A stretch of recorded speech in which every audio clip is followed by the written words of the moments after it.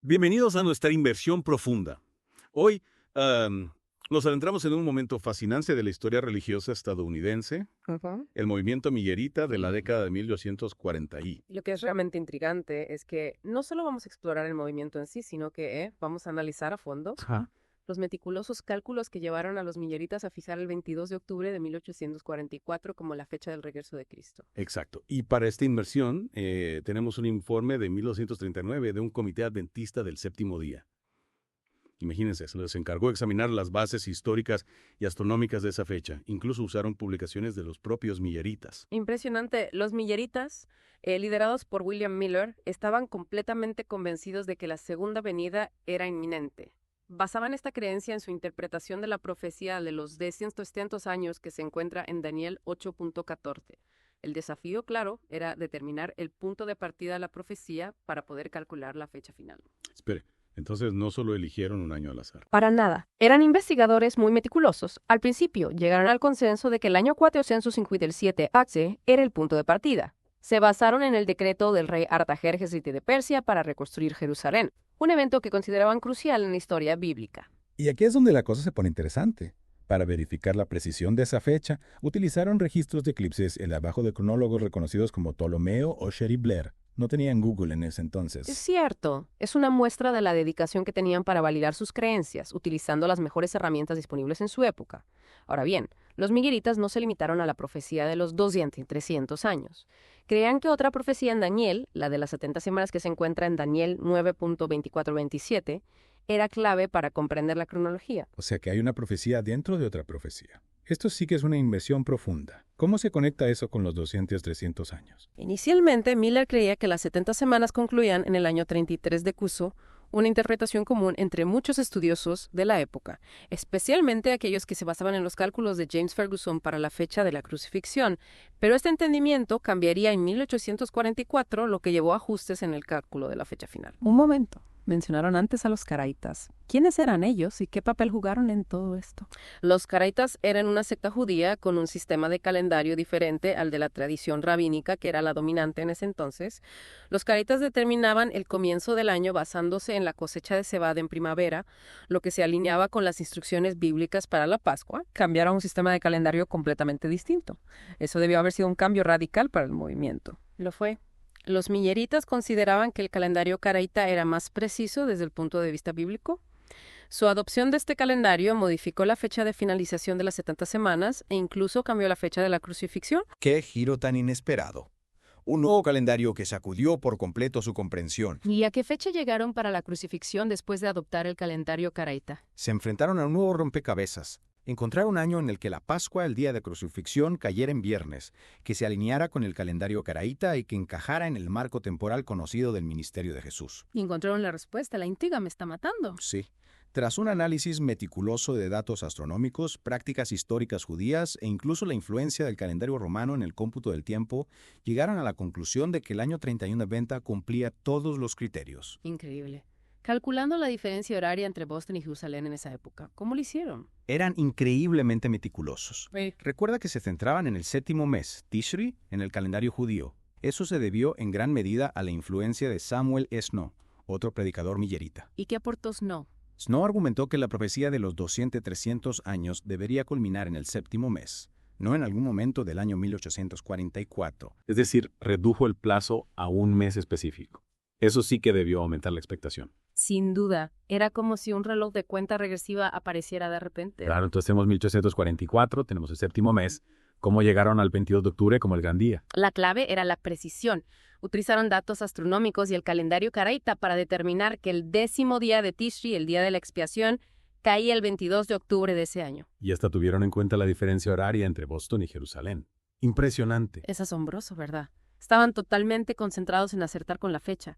Era la culminación de años de investigación y debate, y generó una expectación inmensa, no solo dentro del movimiento, sino en todo Estados Unidos. Puedo imaginarlo. Pero todos sabemos lo que pasó, o mejor dicho, lo que no pasó, el 22 de octubre de 1844. ¿Cuáles fueron las consecuencias de esta gran decepción, como se la conoce? Fue un periodo de profunda desilusión y cuestionamiento. El movimiento millerita se fracturó, con algunos abandonando la fecha por completo, otros se aferraron a su significado, lo que eventualmente llevó a la formación de diferentes grupos adventistas. ¿Y qué hay de los adventistas del séptimo día? ¿Cuál es su postura al respecto? Esa es una pregunta clave, y la exploraremos en la segunda parte de esta inmersión profunda. No se vayan. Retomamos nuestra inmersión en el movimiento millerita, de 1844. Como comentábamos, el 22 de octubre llegó y pasó. Ajá. Y el mundo siguió girando. Ajá. Esto dejó a los milleritas, con mucho que procesar. Una desilusión enorme, por decirlo suavemente. ¿Cómo se reconciliaron los adventistas del séptimo día, que tienen sus raíces en este movimiento, con esta profecía incumplida?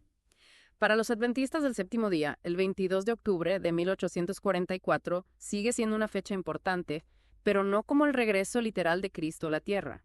En cambio, la ven como el inicio de una fase específica del ministerio de Cristo en el santuario celestial. Un santuario celestial. Suena bastante complejo. ¿Podrías explicarnos eso? Piénsalo de esta manera. Los milleritas entendían el santuario bíblico y sus rituales de purificación como símbolos del plan de Dios para la expiación y la limpieza del pecado.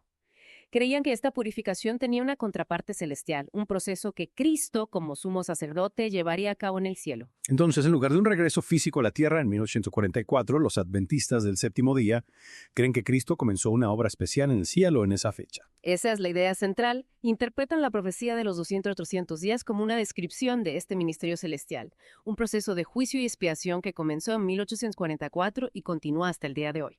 Es un cambio bastante drástico en la interpretación. ¿Cómo surgió esta nueva comprensión a partir de la desilusión de 1844? No sucedió de la noche a la mañana. Después del shock inicial, los grupos milleritas buscaron respuestas estudiando la Biblia y sus propias experiencias. Hiram Edson, por ejemplo, tuvo una visión poderosa que lo llevó a explorar el simbolismo del santuario más profundamente en mi mente. Otros, como O.R.L. Crucier, reexaminaron cuidadosamente los textos bíblicos, lo que condujo a nuevas perspectivas sobre el día de la expiación y su aplicación a la hora celestial de Cristo. O sea, fue un periodo de intenso estudio y reflexión lo que llevó a esta nueva comprensión de la fecha de 1844. Imagino las discusiones, los debates, mientras lidiaban con toda esa información, debió de ser una época muy intensa. Sin duda. Y a medida que estas ideas se desarrollaban, un grupo de milleritas, incluyendo a James White y Ellen G. White, comenzó a aceptar el sábado, el séptimo día de la semana, como una señal de la autoridad de Dios y la creación. Esto finalmente condujo a la formación de la Iglesia Adventista del Séptimo Día. Entonces, la Iglesia Adventista del Séptimo Día que conocemos hoy surgió directamente de este periodo de búsqueda y reinterpretación después de 1844, una verdadera invención profunda en sus propios orígenes.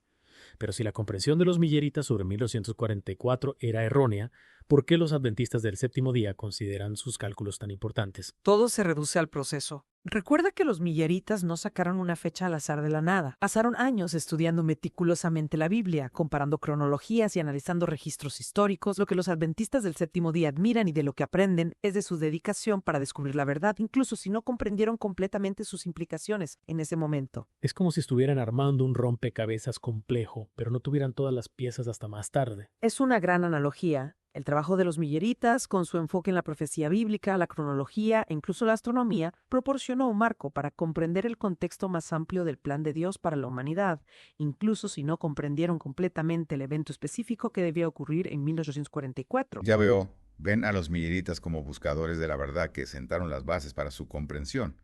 Incluso si tropezaron en el camino, los cubiertos de mucho terreno, los meticulosos cálculos de los milleritas, la gran decepción y cómo los adventistas del séptimo día ven 1844 como el comienzo de la obra de Cristo en el santuario celestial.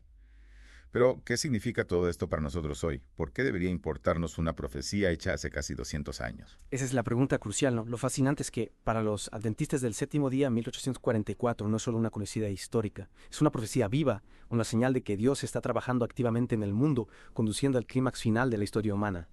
Entonces, no se trata solo de mirar hacia atrás, sino de comprender dónde estamos en el gran esquema de las cosas. Exactamente.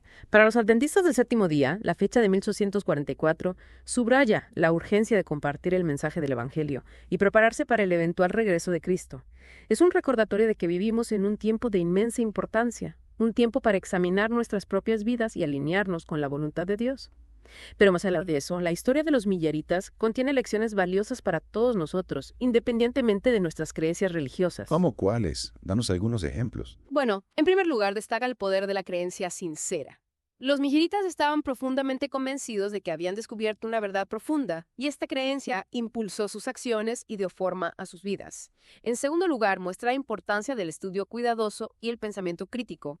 Los milleritas escudriñaron las escrituras, consultaron registros históricos y debatieron sus interpretaciones.